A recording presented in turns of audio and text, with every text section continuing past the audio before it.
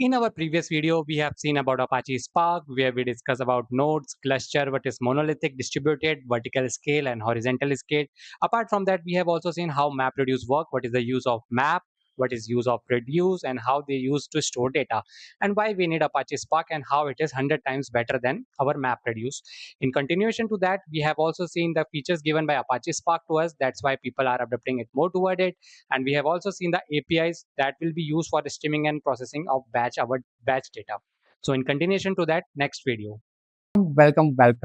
This is a Spark architecture video, and today we are going to discuss what actually happened inside the Spark. Okay, so let me give you a complete, too long, don't read about kind of a thing for you.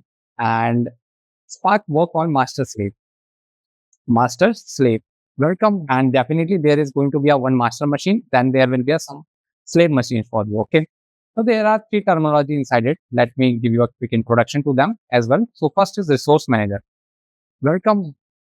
Then there will be our driver node. Welcome. And there will be worker nodes. Welcome. So these three things come into the picture, and let me draw a line between them. Welcome. And if you will go to the welcome site of Apache Spark, you will definitely find one architecture diagram there. Okay. I'm not discussing that because that is a bit confusing because there are multiple arrows here and there. But after this video, definitely you will understand that as well. Okay. And if I say the resource manager is something which act as a master. Welcome. Okay.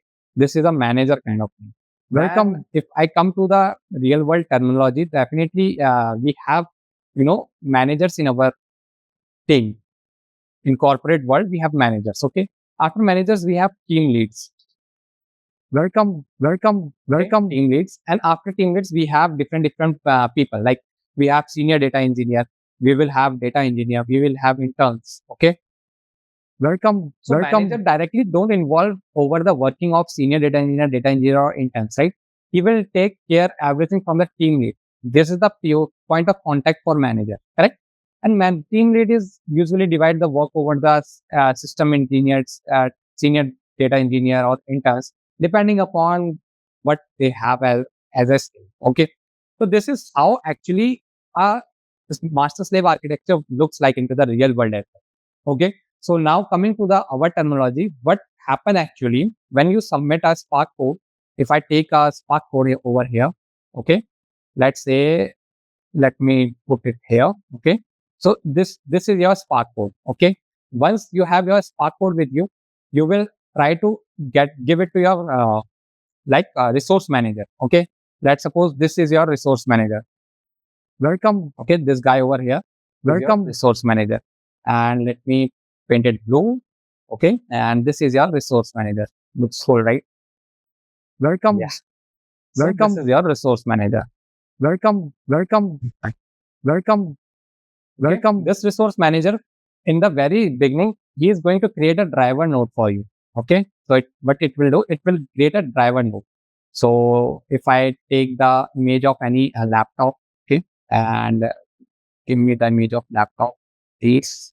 Welcome. And this is the laptop image. So it is going to create a driver node for me. And let's say this is a driver node. Okay. Welcome. And let me bring it somewhat here. So this is how a driver node is created. Okay. Now resource manager will provide this source code, basically this Spark code to this driver manager as well.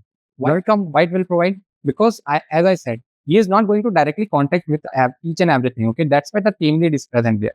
Welcome. The team lead will go back to the resource manager saying, hey, I need some kind of resources over it. Okay, what kind of resources you need? So in this Spark code, basically what you will contain, it will contain something which will be telling the configurations of what is required. Okay, what is required in the sense like 10 GB of driver node is required. Okay, after that I need 3 executors, worker node basically worker. Welcome 20 GB each. Okay, so it will say, okay, you have created me, but I need 3 workers for it. Okay, so what he will do, he will hire right from external sources or internal bench from the company bench. He will hire some people.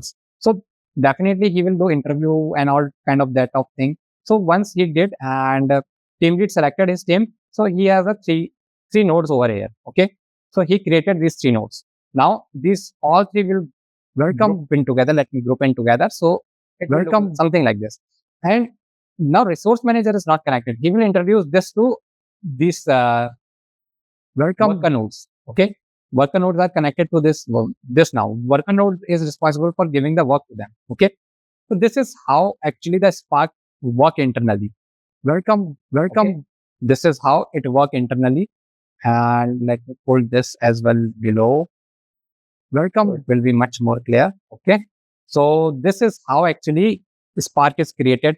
Welcome. Okay. And more over the time when a worker node is created, this is a worker node. And in Spark we call them as executors. Executors.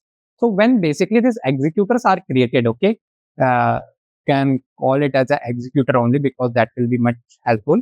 So this line over here, resource manager connecting to the driver node, will be a very minimal line now. Okay, because it is think that driver node will make things easy for you.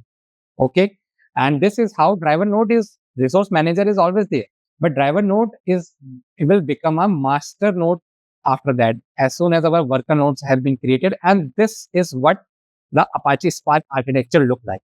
So this is a driver node. That's why you in the in the main welcome, what we say, their documentation, you will see a very big diagram connecting here and there. So I hope I have cleared that doubt why there is a welcome. This welcome line is also getting in your dotted form. So Spark code will directly come to driver node and it will start working. Like once the executors has been set up, you will give the code, the data to be processed, and it will be processed over among these executors. So this will become a master for you now. Yes, TER, and this will be executors. EXECUTORS.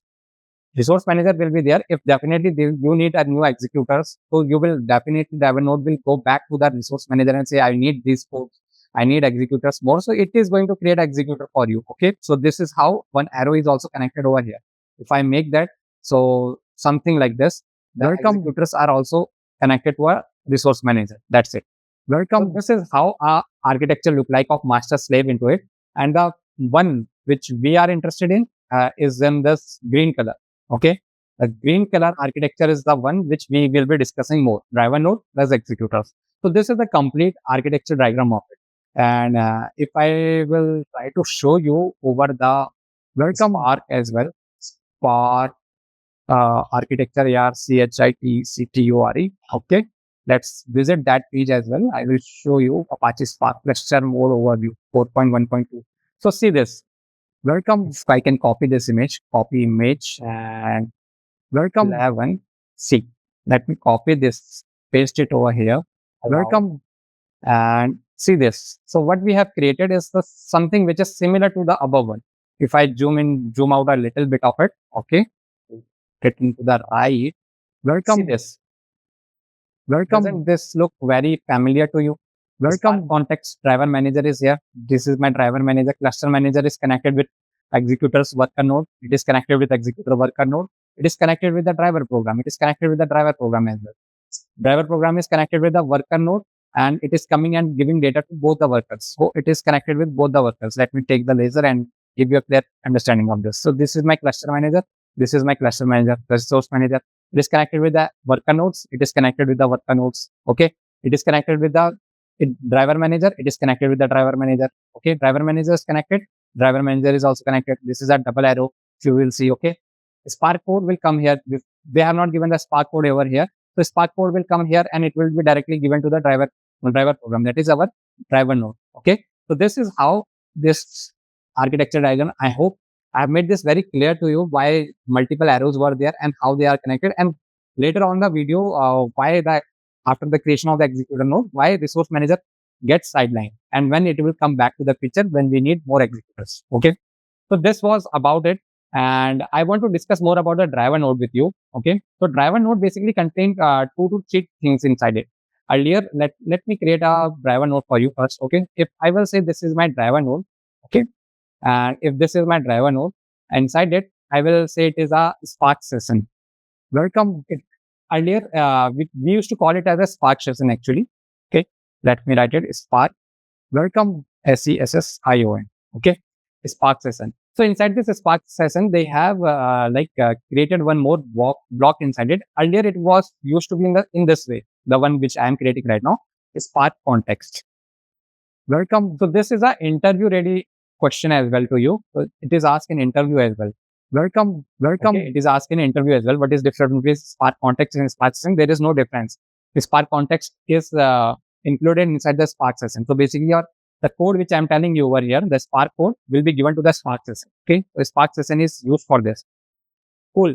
And Spark session is welcome, which we will discuss later on the video. So coming to the cluster manager, this one. So there are different cluster managers present in the market. Cluster, welcome, CLUSTER MANAGERS, cluster managers. So one is Spark own. Let me zoom it a bit. Spark own. Welcome, cluster, standalone. Welcome, cluster manager. Okay. Then we have Mesos, MESOS. Then we also have, these are the ones which are very popular in the market by ARN and welcome is welcome Kubernetes.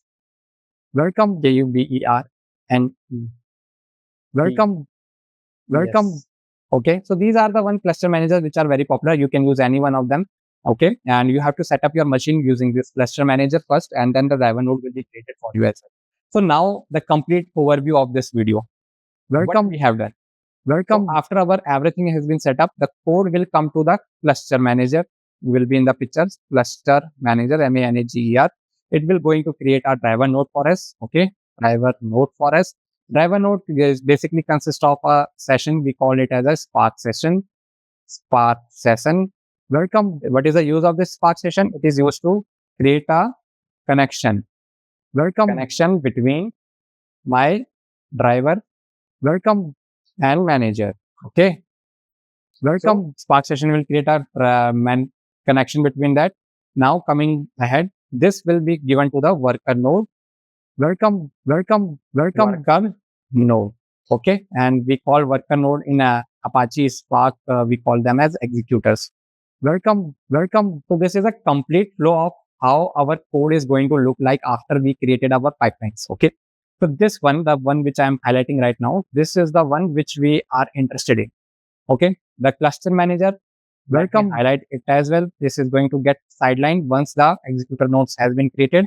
Driver node will become the main node. Code will directly come to the driver node. As in the official documentation as well, you see the driver node in the first place, the cluster manager in the second place. That's the reason. Okay. Once the worker node has been created, that is executors. Your cluster manager doesn't require to be in the picture. Okay. Driver node code will come to the driver node. Driver node will give it to the worker node. But wait, when you are telling this into the interview, what is the Apache Spark architecture? You have to give the complete information. Spark code will come, resource manager, driver node, and executor. Why resource manager has been down now, and why Spark context come into the picture. Spark session is coming directly into the picture. Okay, so this is the complete flow of this architecture.